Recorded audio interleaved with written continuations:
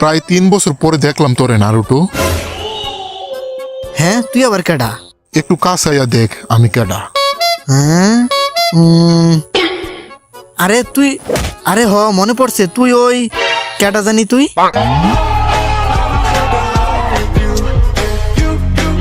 আমাদের অনেক দিন পরে দেখা হয়েছে। তুই কি ট্রেনিং এ গিয়া সারাদিন হ্যান্ডেল মারতি নাকি? তোর স্মৃতি শক্তি একেবারে কমে গেছে। তোরা তো এখন সুনাডে দাদির 106 নম্বর চেম্বারে নিয়ে তোর চিকিৎসা করাতে হবে। আরে এই আওয়াজটা শোনা শোনা লাগতাছে, যে নাকি মুখে সাইলেন্সার লাগিয়ে কথা বলতো। আরে তুই হলি সাইলেন্সার শিনু।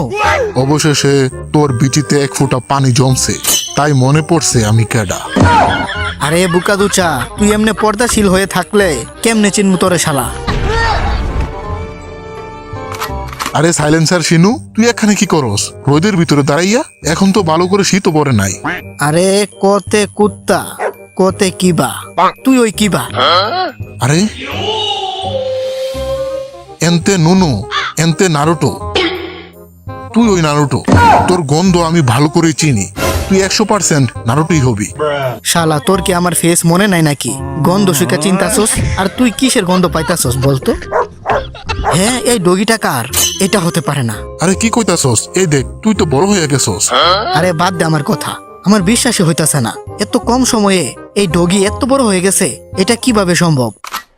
আমরা দুইজন একসাথে রাতে একটা ভিডিও দেখতেছিলাম ইউটিউবে। ওইখানে হ্যান্ডেল বাবা নামে একজন লাইভ স্ট্রিম করতেছিল। ওই হ্যান্ডেল বাবা বলছিল যে বেশি বেশি হ্যান্ডেল মারলে নাকি মানুষ লম্বা হয়। তারপর আমরা এক্সপেরিমেন্ট করতে শুরু করলাম। তারপর আমার ডগি এত বড় হয়ে গেছে, তার সাথে আমিও। সবই হ্যান্ডেল বাবার দোয়া। সবই বুঝলাম, কিন্তু এই ডগিটা আবার হ্যান্ডেল মারে কিভাবে? কয়দিন আগে দেখলাম যে এটা তোর মাথার উপরে বসে থাকতো, আর এখন তুই ওর উপরে বসে থাকস। হ্যাঁ, ওইখানে আবার কে? ওইখান থেকে দুষ্টু দুষ্টু সাউন্ড আসতেছে। আমি শুনছিলাম ও গ্রামে ফিরে আইছে। এখন আমি কি করব? ওর কাছে কিভাবে যাব? কিভাবে কথা বলবো? আমার তো খারাই গেছে, মানে ভিজে গেছে। আরে এটা তো হিনাটা। আমি মনে করছিলাম কেউ দুষ্টু ভিডিও দেখতাছে, যেই সাউন্ড আসতেছিল। আরে কি হলো, কিছু ভুল বললাম নাকি? আরে হিনাটা কি হলো? আরে কি ঢং দেখোস না? যখনই তুই সামনে আসস এই হালি বেউস হইয়া যায়। আরে আমাদের টিমে একজন মেম্বার কম আছে, তাই মিশনে যেতে পারতাছি না। তুই আমার টিমে জয়েন হয়ে যা, নয়তো তোর বিচি ছোট হয়ে যাইবো, আমি বলে দিলাম। আরে আমি যাইতে পারবো না। আমার আজকে লেডি হুকাকে সোনারে ভাবির সুইমিং পুলে নতুন পানি ভরতে হবে। আরে এখন আমি কারে লইয়া যাবো? হে সাইলেন্সার শিনো, তুই কি আমার সাথে যাবি? আমি দেখছি তুই হিনাটারও দেখা মাত্রই চিনে ফেলছস নারুটো, শুধু আমারে বাদে। হ্যাঁ, এই হালাই কই কি? হালাই যেমনে পর্দা করে রাখছে, দেখে মনে হয় নতুন বউ। আমি কিভাবে চিনমু তোরে শালা? যা শালারা, তোদের মতো বন্ধু থাকার চেয়ে 40 লাখ টাকা ঋণ থাকা ভালো। হিনাটা, আমি জানি তুমি না করবা না। এখন উঠো আর চুপচাপ আমার সাথে চলো।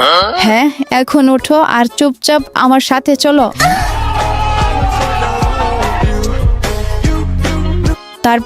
তারপর কি করবে? এখন কিভাবে?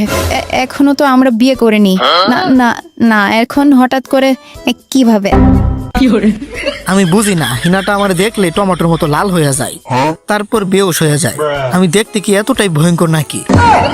যা, ওরা রাজি হয়েছে না তো কি হয়েছে? আমার একটা বন্ধু আছে যে নাকি আমার কোনোদিনই মানা করবে না। A few moments later. কি তোর টিমে জয়েন হতাম? আরে আমার চুনিন এক্সামের ইনচার্জ বানাই দিছে, তো এখন আমি চাইলেও যেতে পারবো না। দূর, বোরিং একটা কাজ।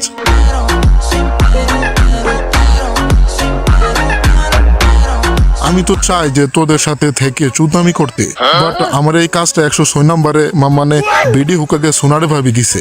আমি যদি তোর সাথে যাই তাহলে আমারে ধরে সহবাস করে দেবে। হ্যাঁ, সহবাস করে দিবে? তাহলে তো ভালোই হয়। আমার সাথে চল তাহলে, তারপর তোরে সোনারে ভাবি আরে না দাদি তোরে সহবাস করে দিবে। এটা তো ভালোই হয়, তুই তো বললি। না ভাই, আমি বিয়ের আগে ভার্জিনিটি ভাঙতে পারি না।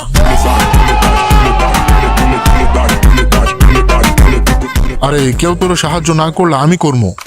আরে বুটকা চোজি দেখি। আরে তুই কি ভুলে গেছিস নাকি যে আজকে তোর সোনারে বাবির শীতের কম্বল ধোয়া লাগবে? আরে রাগ কম্বল ধোয়া ধুই। আমি নাউটোর মতো পুরাতন একটা বন্ধুরে মানা করতে পারি না। এলো তোর লাঞ্চ বক্স। ও থ্যাঙ্কস চোজি। আরে এটা আমার জন্য আছে, তোর জন্য না। আরে চোজি, তুই দেখি আগের মতোই সারাদিন খাইতে থাকস। আগের তুলনায় তুই একটু ভুটকা হয়ে গেছস। হুম? কি কইলি? আরে সর বুকা তো চা।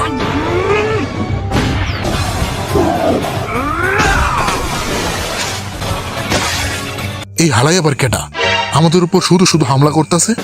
আমি ওরে চিনি না, এই হালাই আবার কে? কিন্তু ও দেখি আমাদের গ্রামের হেডব্যান্ড পরে রাখছে। যে ওই হোক না কেন, এই হালারে আজকে চুদলিং পং করে দিব। অনেক দিন ধরে ফাইট করি না। যা নারুটো, আমি তোরে কভার দিতাছি, ওর বিচি টার্গেট কর যা। হালার পুত, তুই আমার বন্ধুদের উপর হামলা করছস, আজকে তুই শেষ। নিনজা আর্ট সুপার বিস্ট চুদলিং পং, নিনজা আর্ট লুচ্চা শেডো।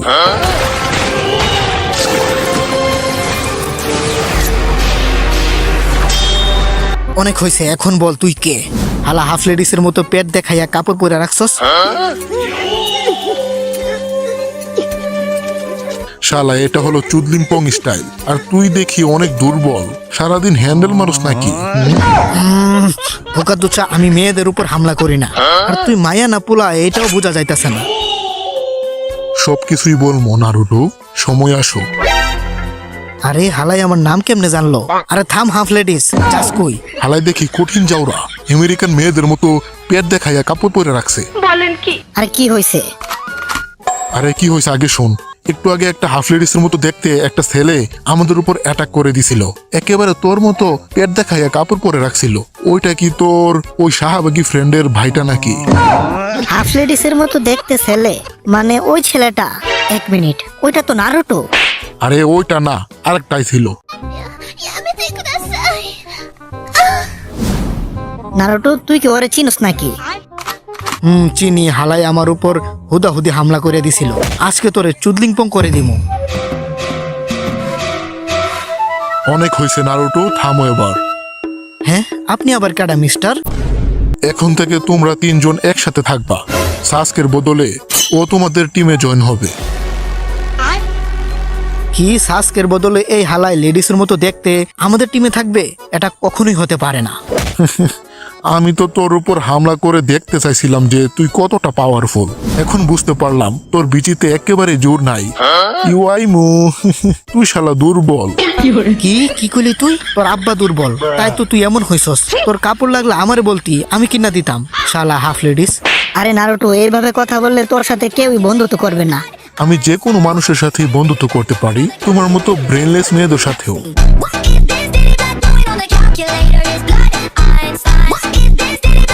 বদমাইশ পোলা, মেয়েদের সাথে কিভাবে কথা বলতে হয় এটাও জানোস না? নারুটো ঠিকই বলছস তুই, হাফ লেডিস ওই এই ছেলেটা। তোর বিচি আছে কিনা সন্দেহ। শালা তোর বিচিতে ঠাডা পড়ুক, তোর জীবন নষ্ট হয়ে যাক। আমার বলে আমি নাকি ব্রেনলেস। One eternity later. শরীরটা ভালো না, আর কত এই শীতে বউ সারা থাকমু। হ্যান্ডসাম হইয়াও জ্বালা। সবাই ভাবে আমার গার্লফ্রেন্ড আছে, তাই কেউ আমার প্রপোজটা পর্যন্ত করে না। মেয়েদের কিভাবে বুঝামো আমি একেবারে পিওর কোচে একটা ছেলে যে নাকি এখনো সিঙ্গেল। তোরা তো একেবারে বুকাচন্দ্রের মতো লাগতাছে। মাস্টার জিরাইয়া, তুই তো আগে থেকেই বুকাচন্দ্র ছিলি রে, জিএফলেস বুকাচন্দ্র। আমি শুনছি যে তুই নাকি হ্যান্ডেল মারতে মারতে অসুস্থ হয়ে গেছস। মানা করছিলাম যে দিনে 3 বারের বেশি মারিস না। এলো আমার থেকে একটা গিফট। লাবি ডাবি সাবিতা বাবিরে নিয়ে যে 106 নাম্বার ভলিউমটা লেখছিলাম, এটা রিলিজ হওয়ার আগেই তোরে দিয়া দিলাম। যা, এখন এটা পরে তুই একটু মেয়ে মানুষের ফিল নিতে পারবি। তুই হলি আমার একমাত্র কাছের একটা ফ্যান, যে নাকি আমার প্রত্যেকটা বুক রিলিজ হওয়ার সাথে সাথেই পড়ে ফেলে। থ্যাঙ্কস সেন্সে, আমার জন্য এত বড় একটা গিফট আনার জন্য। আর আপনি তো শুধু আমার হালচাল দেখার জন্য আসেননি, তো কেন আইছেন? আসল কথাটা বলেন। নারুটোরে নতুন কিছু শেখানোর জন্য আরেকজনরে আনছি। ওর নাম হলো টমাটো, আরে না ইয়ামাটো। তুই ওরে দেখলেই চিনে ফেলবি। ও ইয়ামাটো, আমার ছোট ভাইয়ের মতো। ওর সাথে কত মিশনে গেছি। আর তুই বললি ও তোর ছোট ভাইয়ের মতো। ও কি তোর আপন ছোট ভাই নাকি? আরে না, কি কও, আমার কোনো আপন ছোট ভাই নাই। ওর সাথে আমি আগে অনেক মিশনে গেছিলাম, ওইখান থেকে চিনা। ওর একটা খালাতো বোন আছে, নাম হলো হানারে। ওর সাথে ছোটবেলায় অনেক খেলাধুলা করছি। খেলাধুলা? ওই ধরনের খেলাধুলা নাকি? আরে আপনি কেমনে জানলেন? জিরায় সবকিছুই জানি কাকাশি।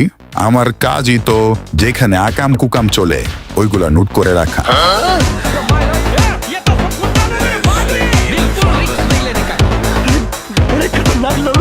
তাহলে আপনার ওই চলো যাই বটগাছের তলে ওই বইয়ের 106 নম্বর পৃষ্ঠাতে যে একটা ছেলে আর একটা মেয়ে আছে বটগাছের নিচে রোম্যান্স করে, এটা কি আমার আর হানারের কাহিনীটা মেরে দিছেন নাকি? আমি কোনো বানায়া গল্প লেখি না ব্রো, আমার সবকিছু একেবারে রিয়েল এন্ড আসল ঘটনা থেকে নেওয়া। আপনি মিয়া ভালা না, মানুষের প্রাইভেসি নষ্ট করেন। আপনি মিয়া একটা লুচ্চা। হেই, তো ভিডিওটা কেমন হয়েছে কমেন্টে জানাতে ভুলবা না কিন্তু। আর এইরকম লং ভিডিও যদি তোমরা আরো দেখতে চাও তাহলে এই ভিডিওতে 1000 লাইক করে দাও। আমি জানি তোমরা ইচ্ছে করলে এটা করতে পারবে। আর হ্যাঁ, যারা চ্যানেলটাকে এখনো সাবস্ক্রাইব করো নাই, ভাই কি করতেছো, সাবস্ক্রাইবটা করে দাও। তো ভালো থাকো সবাই, দেখা হচ্ছে পরবর্তী কোনো মজাদার ভিডিওতে। টাটা।